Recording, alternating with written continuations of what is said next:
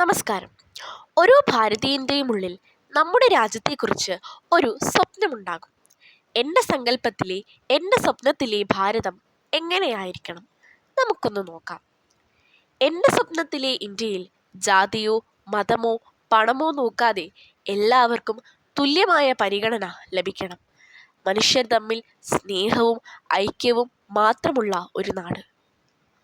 അറിവെല്ലാവർക്കും പ്രാപ്യമാകണം.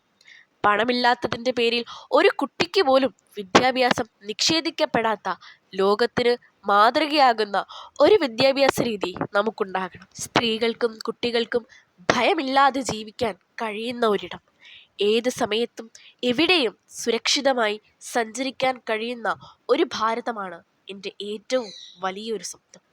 ദാരിദ്ര്യവും വിശപ്പും ഇല്ലാത്ത ഒരു രാജ്യം, ഓരോ പൗരനും പോഷക സമൃദ്ധമായ ആഹാരവും അടച്ചുറപ്പുള്ള വീടും ഉറപ്പാക്കുന്ന വികസിത ശാസ്ത്ര സാങ്കേതിക വിദ്യയിൽ ലോകത്തിന് മുന്നിൽ നിൽക്കുമ്പോഴും നമ്മുടെ പുഴകളും കാടുകളും മലിനമാകാതെ സംരക്ഷിക്കുന്ന ഒരു ഹരിത ഭാരതം. അഴിമതിയില്ലാത്ത സുതാര്യമായ ഭരണ സംവിധാനം, സാധാരണക്കാരൻ്റെ പ്രശ്നങ്ങൾ വേഗത്തിൽ പരിഹരിക്കപ്പെടുന്ന ഒരു നീതിപീഠം. ഈ സ്വപ്നങ്ങൾ യാഥാർത്ഥ്യമാക്കാൻ നമ്മൾ ഓരോരുത്തരും ഉത്തരവാദിത്തമുള്ള പൗരന്മാരാകണം. നമുക്കൊരുമിച്ച് ആ സുന്ദരമായ ഇന്ത്യയെ കെട്ടിപ്പടുക്കാം. ജയ് ഹിന്ദ്. നന്ദി, നമസ്കാരം.